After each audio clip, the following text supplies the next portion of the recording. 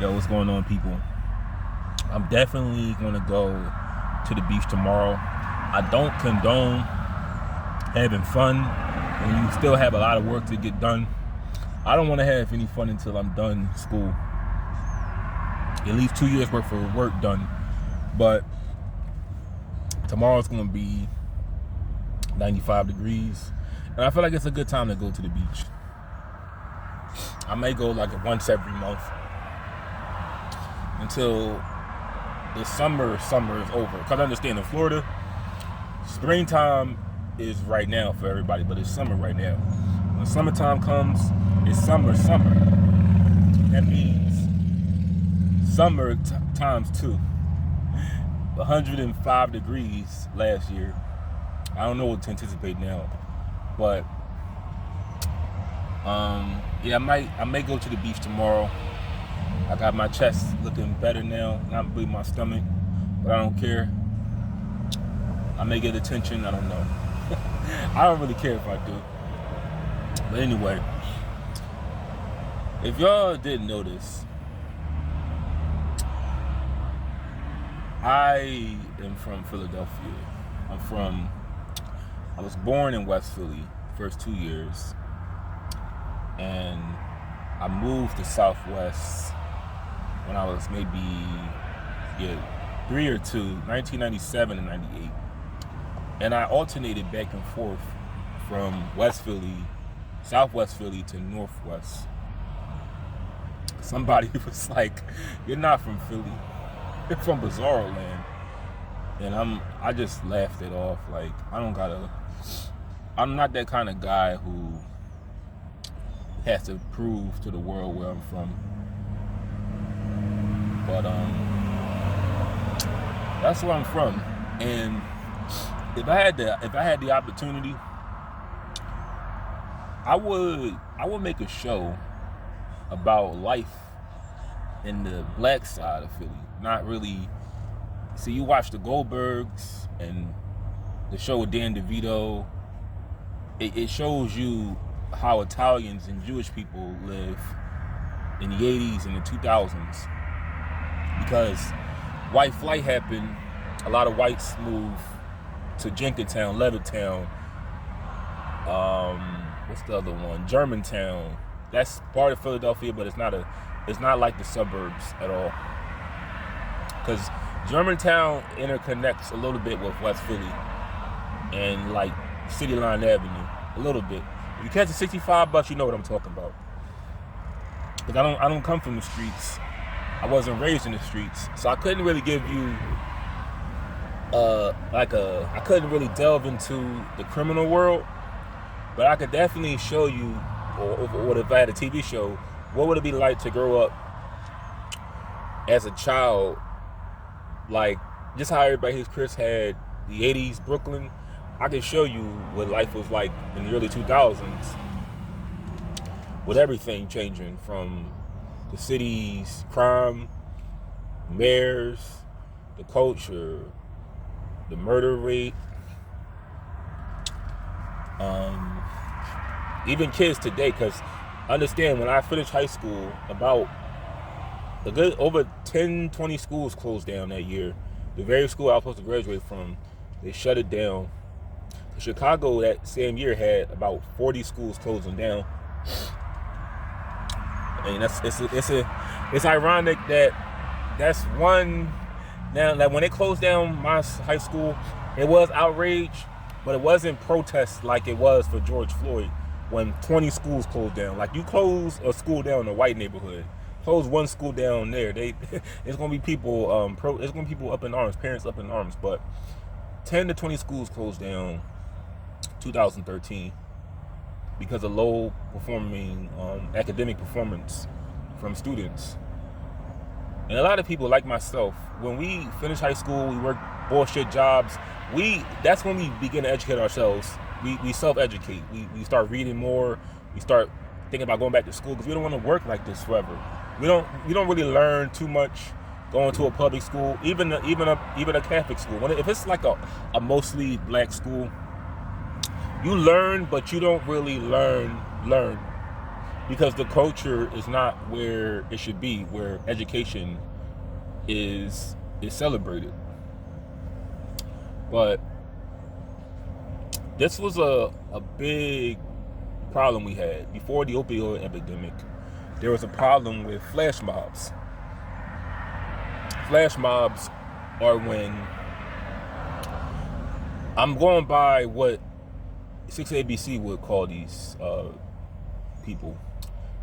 This is when juveniles, unruly teens, and straight up niggas roam around the streets, loot stores, rob people, attack people, mostly white people.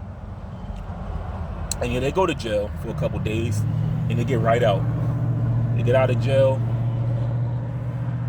And a lot of times out of 10, when they're arrested, they already have pending charges. They're already on probation or parole. See, this is what I don't understand. You arrest somebody who has no record, and they do more time than the people who do have priors. But on South Street, mostly South Street, anywhere where it's a large gathering of white people, you were at risk of being attacked, robbed, assaulted, beaten to a pulp. This happened quite often. And the result of a lot of that is poor parenting. There's nothing else I could really say but poor parenting. See, I don't have to deal with it anymore because I'm not around that bullshit. But the parents today, I told you, my dad's generation, anybody born 19, it's not really just Philadelphia. Anybody born 1950, 55 to about 1960, 69. A lot of y'all dropped the ball with parenting, with family, because you notice how people like to say welfare destroyed the black family. That is true. But before, when welfare was in its genesis, there were still black families. There were still two-parent households. And a lot of that began to diminish. It began to just die away. And these very same people who complain about the violence are the co-conspirators of it, because they did not have children when they were married, and if they had children, they weren't present in these children's lives. Because look how these kids are conducting themselves. They're the product of parents who didn't have parents, and their parents didn't have parents, and the cycle is just going to continue. It's going to persist until we're almost extinct as people. But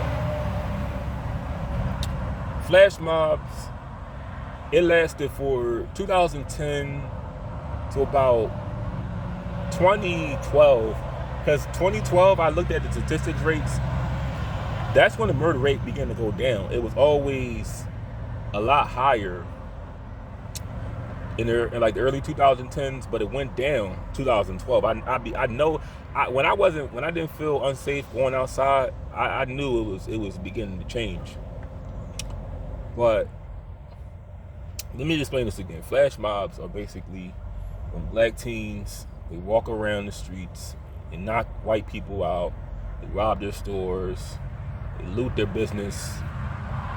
That's what it is. I'm not going to just say, oh, it's just bad teens, color doesn't matter. No, it's obviously, as much as it may confuse you, yeah, I will say it is possibly racially motivated. It is. Because they understand that a white man won't fight back like another black man would.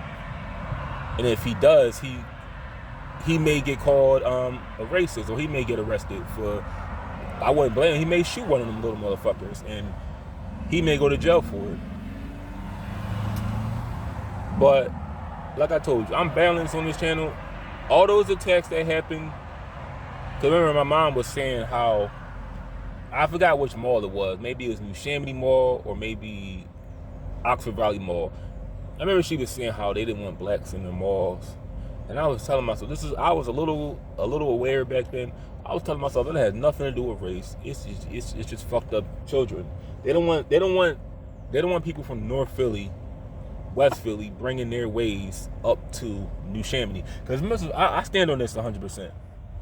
I don't feel like you should get mad if another county or another city does not want you in their place of business. I mean, you should be more worried about building where you come from up. Like if I were to go to, I don't go out at all, but if I were to go, let's say to like, this would never happen. Let's say I were to go to like a club, and they didn't want me in their club because I'm black. I wouldn't feel no kind of way about it. I will go where I'm welcome, where I'm accepted. And I will work on building that club up where it's like the club I'm trying to get into that didn't want me to go in the first place. Because you don't win when you are finally allowed access into a club that didn't want you there naturally. Because at the end of the day, they don't respect you. They don't respect you. At the end of the day, they don't. But yeah, flash mobs. A lot of the people who did that shit, they got out of jail. They didn't really do a lot of time there. And when they got out, they wound up doing the same shit that got them locked up. This is when Michael Nutter was mayor. He had like a famous speech on the whole flash mobs. Cause my dad thought Michael Nutter was Uncle Tom. I mean, Michael Nutter, I don't know if he's Uncle Tom. That's stretching it. I mean, the real Uncle Toms are the people who let this kind of behavior go unchecked. That's Uncle Tom to me.